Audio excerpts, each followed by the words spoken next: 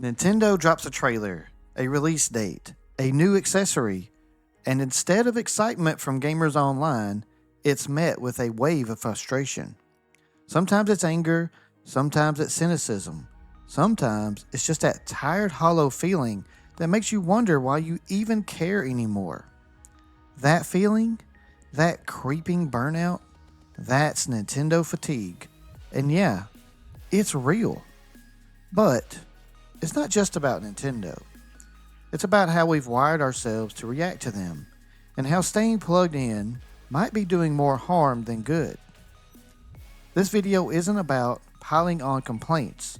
It's about understanding the fatigue and how to finally get some relief. Here's a not so secret secret.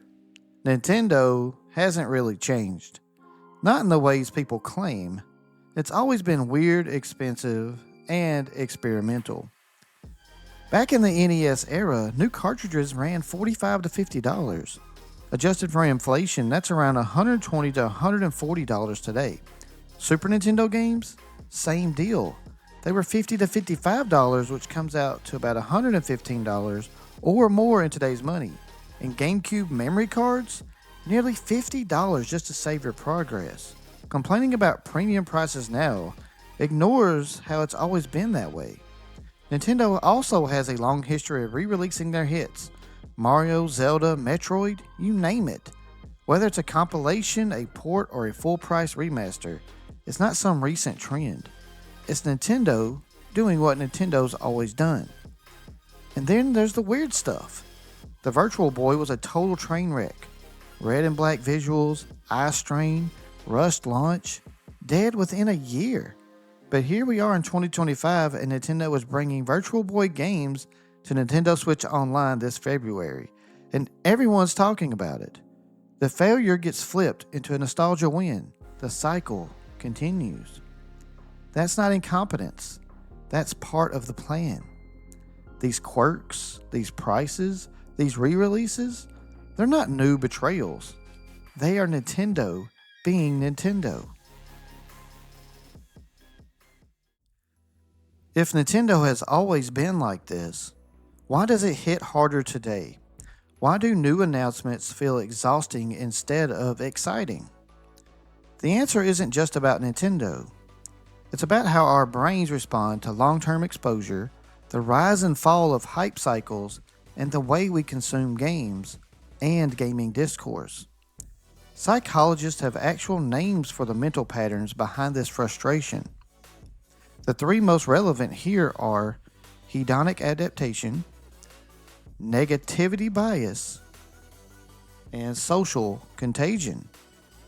But to make things easier, I'm going to explain them using game-inspired terms that any player can understand.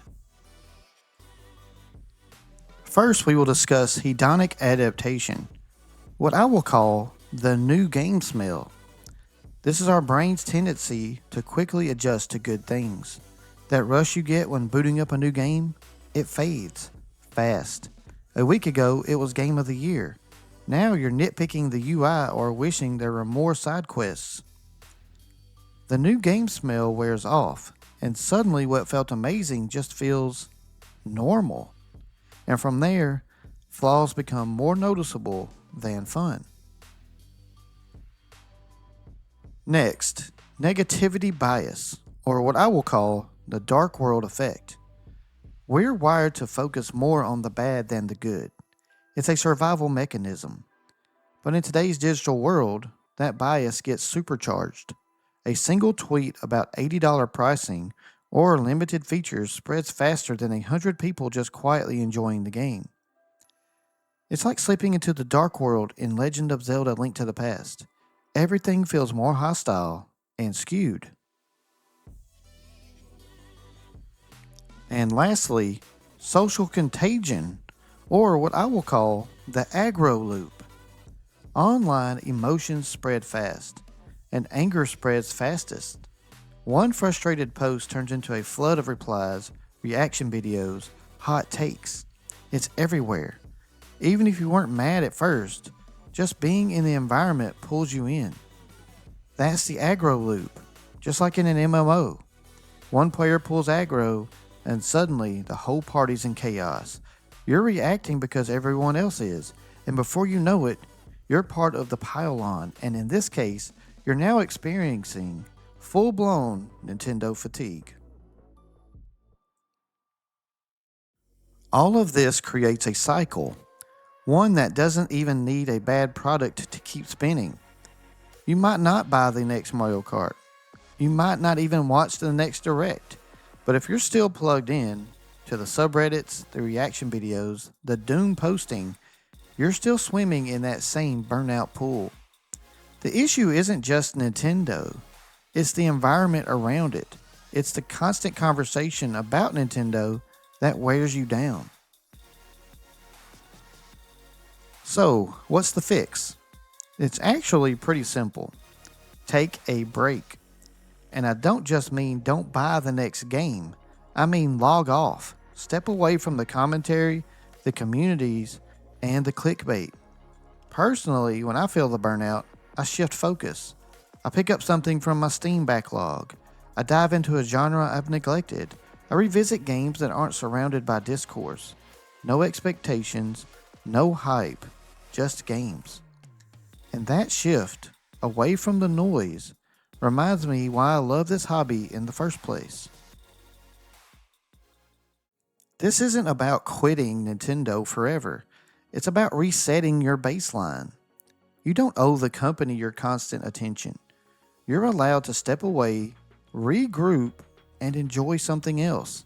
It doesn't make you a fake fan. It makes you a healthy one. There are so many amazing games out there. Indies, PC gems, hidden PlayStation 2 classics, and they're not tangled up in the endless debate over whether the Mario Galaxy 1 and 2 combo should be $60 or $70. The longer you stay in burnout mode, the more games feel like chores. Expectations rise, joy fades. But the second you detach, even briefly, you get your perspective back. Suddenly, a $80 Nintendo game isn't a scandal. It's just a choice. And maybe you buy it, maybe you don't. But you're not mad about it anymore. And if you return in a few weeks or months, there's a good chance that spark will feel fresh again. Nintendo fatigue is real, but it's not forever, and it's not Nintendo's job to fix it. It's yours. By stepping away from the cycle, you take back control of your joy. So how about you? Have you hit that wall? What helped you get over it? Drop a comment, share your burnout story, and if this video helped you breathe a little easier, give it a like and subscribe for more honest takes like this one.